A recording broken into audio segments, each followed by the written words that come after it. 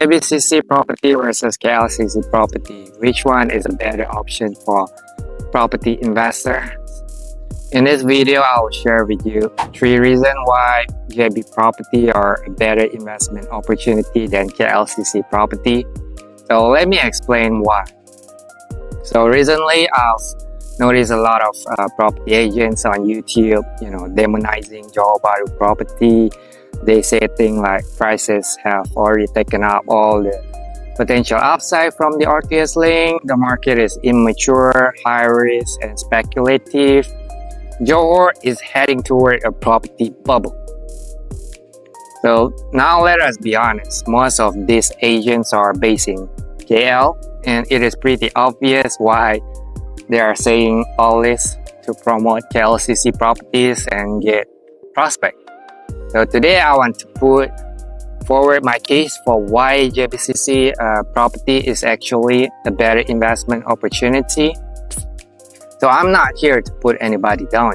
Each ecosystem has its own stakeholder. My aim is to give an additional perspective so that savvy buyers and investors can make an informed, better decisions. Think of it like a legal debate. So you have debater A, debater B, both present their arguments and let the judge decide. So alright, let us begin. First up, location and accessibility. This point is especially relevant for Singapore-based investors. So last time I checked, the distance between KL and JB is more than 300 kilometers or 4 to 5 hour drive. It just amazed me how many of these agents so far from JB suddenly become expert in the Johor market within a few days, putting out doom and gloom review. Not targeting all KL agents here, just those who make tasteless review with an obvious agenda, with a solid figure, fact. So on my social media, I even see people promoting UK properties by criticizing Malaysia property. Think about it. If the properties in the UK were so good, why will they need to get 1,000 kilometers just to promote them? Clearly, it's because they not able to sell it locally. So the same logic might apply to KLCC. Yes, we have got the Petronas Twin Towers, TRX, and whatnot, but why drag JBCC down in the process? So for Singaporean investors, buying JBCC properties make much more sense. Once the RTS Link is open, it is just 6 minutes from Bukit Chogar to Woodland North. You can easily go in and out, touch, feel, see your property regularly, compared to KLCC, a 4 to 5 hour drive, out of flight, plus the hassle of the airport.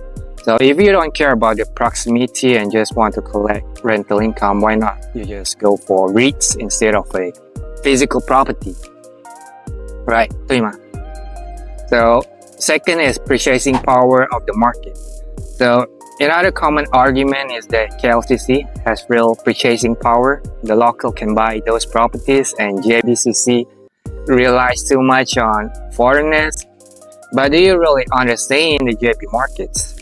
Every day, there are more than 300,000 Malaysians commuting to Singapore, earning in SGD. On top of that, we have over 1 million Malaysians live and reside in Singapore. Many of them are actually from KL themselves. They moved to Singapore because they earn more in Singapore than in KL after currency conversions. So these Malaysians are paying thousands of dollars a month just to rent a small common HDB room in Singapore. So they would like to own a home, but Singapore property prices are out of reach. The only thing that's stopping them from buying JBCC property is the CIQ congestions, but once the RTS is operational, that will change. This group with purchasing power greater than KL, the average KL buyer, become a natural demand base for JBCC properties. And finally, growth potential versus maturity. 3 say Johor is risky while KLCC has proven itself mature, low risk. But as those who have invested in KLCC properties, is it really that low risk? I know. Prices are already high, yield are low, growth story is limited. Here it is stable, but it is boring. If I wanted low risk low return, I would rather just buy bond. Johor, on the other hand, is at the beginning of a really massive growth story. RTS, Johor, Singapore, Special Economic Zone, Forest City, Special Financial Zone. We just got our first 5-star hotel, Sheraton in Johor Bahru. There will be another one or two more upcoming branded residences, Sky Park Kepler, managed by Banyan Group, and there are many more future booster. That's what makes JBCC property so exciting. It's like startup company, you never know. But when I talk about JB property as an investment, I mean those 500 meters or 1 kilometer from Bukit Chogor, CIQ. Don't misinterpret me and go buy something 5 kilometers away. The opportunity lies in the price arbitrage, narrowing the gap between JB properties near RTS and comparable condos in Singapore.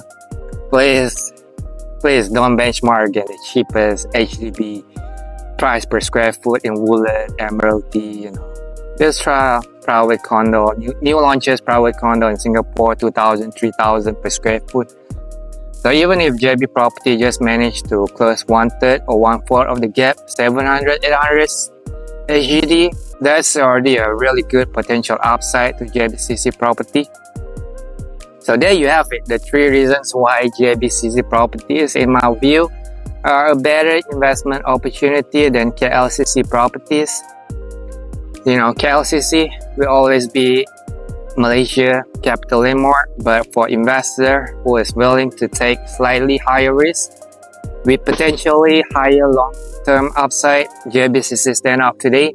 So thanks for watching. Don't forget to share, like, and subscribe for more Johor property insights. And if you would like a personalized advice on JBCC property, my contact is in the description.